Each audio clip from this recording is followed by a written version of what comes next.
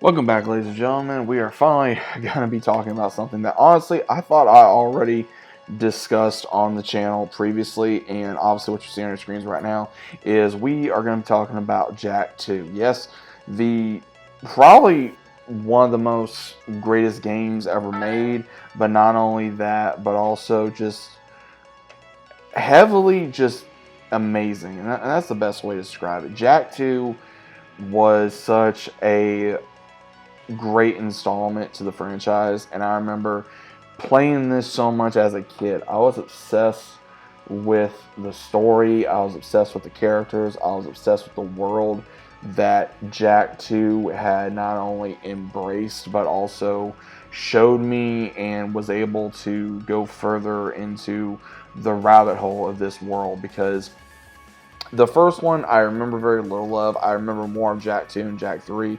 Those were the main games that I loved growing up, and playing this on PS2 back then, it was such a treat, and it still is, because going into, this world of, Jak being somewhat innocent, and having almost like a Tarzan type of feel with Dexter getting turned into what he is by Dark Eco.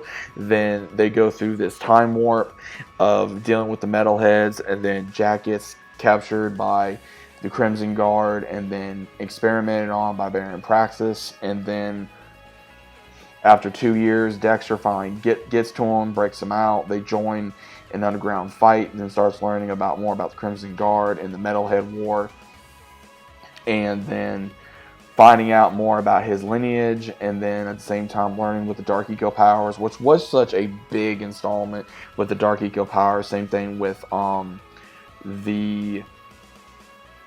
the weapons, especially putting something shooter wise in this game, which I think actually helped save the game, because the first one I know did well to a certain degree, but this one actually I think just boosted sales tremendously. And again, with it being on PS2 and how high everything was, it was just such a big treat, because Jak II was a massive household name. It still is a massive household name. And then the graphics at the time, especially being produced by Naughty Dog, which still is probably one of the greatest companies that ever came out with different games. Crash, the Jak and Daxter games, Uncharted, etc., etc.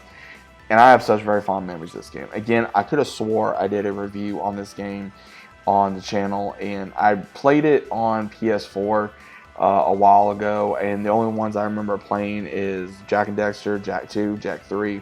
Finally played Daxter, and I'm playing right now Lost Frontier and Combat Racing X. Now, again, I don't think none of these are going to hold up to Jak II and Jak III like it did for me when I was growing up, because, again, I liked the vehicles, I liked the story, I liked how it was very interesting, meeting Thorn, meeting Ashlyn, reuniting with Kira, learning about, Samos, and then his younger self, and then the metalheads, where they originated from. And again, we never really got so much of that origin. And then going, into Jak III, which again, I'll do a review on that as well.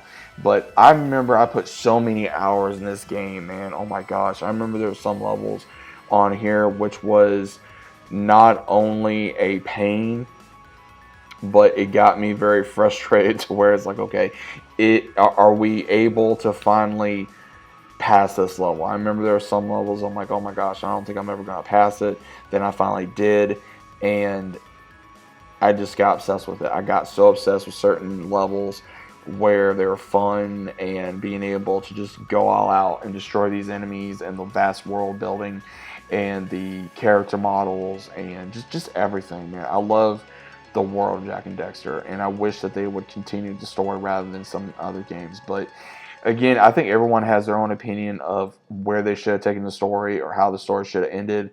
I'm in full agreement. I think the story should have gone a little bit more into the metalheads, because I believe even after the second and third game, there should have been more, even knowing more about Jak's lineage, and the third game of revealing who his father was, but at the same time not telling us who his mother is.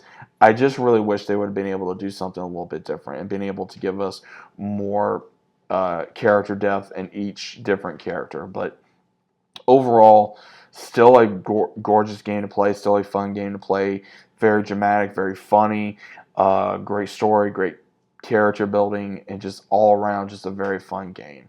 And I'm always going to have very fun memories of this. So I definitely recommend anyone that has not played any of the Jak and Daxter games, play Jak II. That's where I think everything really comes in handy. If you're going to start somewhere, I would say start off with Jak II. That's just my personal opinion. But overall, guys, what is your opinion of Jak II? Is it a great game? Is it an okay game? Is it an average game? What is your overall opinion? Let me know about it down in the comments down below. Hope you guys enjoyed, and I'll see you as always on the very next one.